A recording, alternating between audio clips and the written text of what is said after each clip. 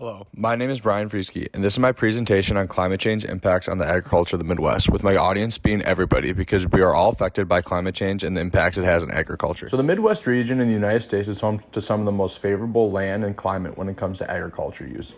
Agriculture makes up about 2/3 of the land in the Midwest, while accounting for 65% of the nation's corn and soybean supply, which are two major crops in the United States. Other important methods of agriculture in the Midwest include livestock and cold water fish that come from the Great Lakes.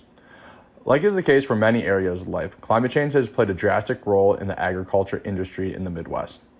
In the long term, climate change will continue to have negative impact on agriculture in the Midwest as crop variability and production continue to be volatile from year to year. Many hydroclimatological factors affect the agriculture industry, including increased temperatures, increased carbon dioxide levels, increased precipitation amounts, increased precipitation variability, and with that comes an increase of extreme precipitation events that occur in flooding. While the farmers of the Midwest cannot combat climate change alone, it is important to recognize the changing conditions and what they must do to respond to them.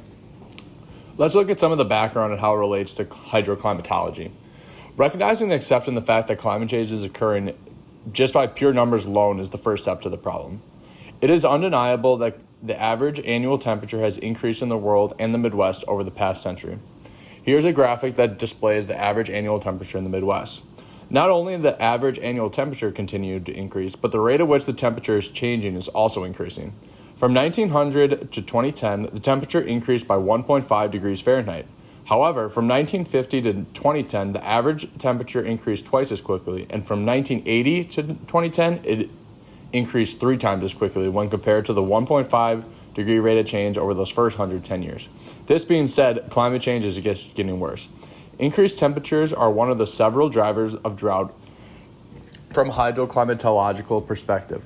Considered almost equally as bad for the crops as drought would be excess precipitation. Excess precipitation is driven by a rise in temperature. For every 1 degree increase in Fahrenheit, the atmosphere can hold about 4% more water vapor. The number of heavy precipitation events has increased due to the higher amount of water vapor in the atmosphere. This figure 2 demonstrates how heavy precipitation events have changed over the course of time in the United States. You can see in this figure that the Midwest has increased about 42% more heavy precipitation events. These climate changes, along with others, could have detrimental impacts on some of the critical agriculture industries in the Midwest, including corn and soybean production.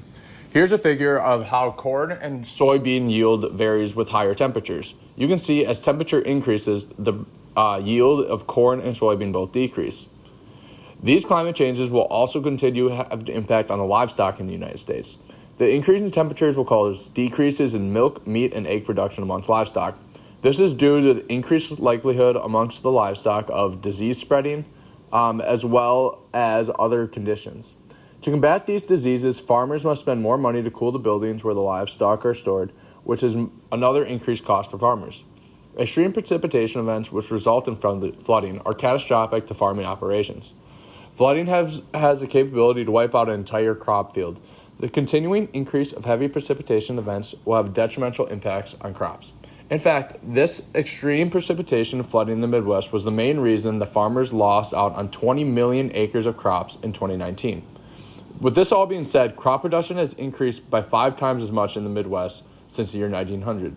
However, this is largely due to the innovation of technology, as we can do much more nowadays than we could do back in 1900. As a society, we need to continue to evolve our farming techniques and adapt to these temperatures of climate change.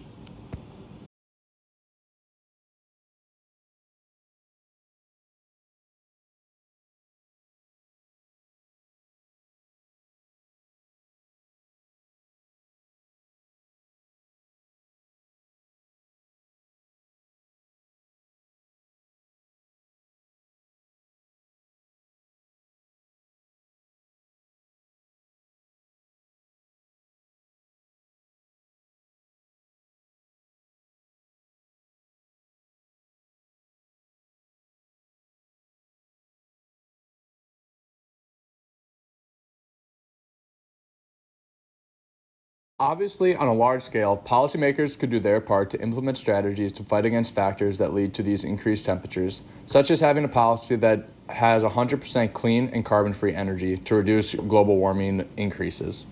Overall, large-scale changes will need to be made in order to completely combat climate change. Societal change is going to be paramount in many different aspects of life, not just agriculture. However, let us look at different adaptation strategies farmers can do and have done to combat this climate change, barring no large-scale factors. To combat heavy extreme rainfall events, farmers could build up the soils in which they plant their crops. This could be done through processes such as cover crops or deep-rooted perennials. These processes increase soil capacity to allow for the storage of more rainfall during heavy precipitation events to help prevent flooding. Other adaptation strategies for farmers include becoming more precise with their farming strategy.